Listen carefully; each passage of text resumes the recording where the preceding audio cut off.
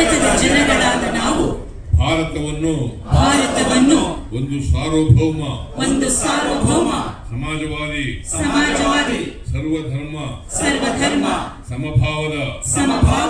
ಪ್ರಜಾಸತ್ತಾತ್ಮಕ ಗಣರಾಜ್ಯವಾಗಿ ರಚಿಸಲು ಮತ್ತು ಅದರ ಸಮಸ್ತ ನಾಗರಿಕರಿಗೆ ಸಾಮಾಜಿಕ ಆರ್ಥಿಕ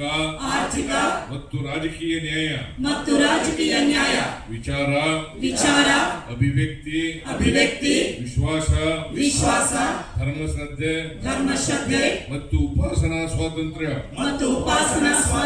ಸ್ಥಾನಮಾನ ಹಾಗೂ ಅವಕಾಶ ಸಮಾನತೆ ದೊರೆಯುವಂತೆ ಮಾಡಲು ಮತ್ತು ವ್ಯಕ್ತಿ ಗೌರವವನ್ನು ರಾಷ್ಟ್ರದ ಏಕತೆಯನ್ನು ಹಾಗೂ ಅಖಂಡತೆಯನ್ನು ಸುನಿಶ್ಚಿತಗೊಳಿಸಿ ಅವರಲ್ಲಿ ಭ್ರಾತೃಭಾವನೆಯನ್ನು ವೃದ್ಧಿಗೊಳಿಸಲು ಶ್ರದ್ಧಾಪೂರ್ವಕ ಸಂಕಲ್ಪ ಮಾಡಿದವರಾಗಿ ನಮ್ಮ ಸಂವಿಧಾನ ಸಭೆಯಲ್ಲಿ 1949ನೇ ಇಸವಿ ನವೆಂಬರ್ ತಿಂಗಳ 26ನೇ ತಾರೀಕಾದ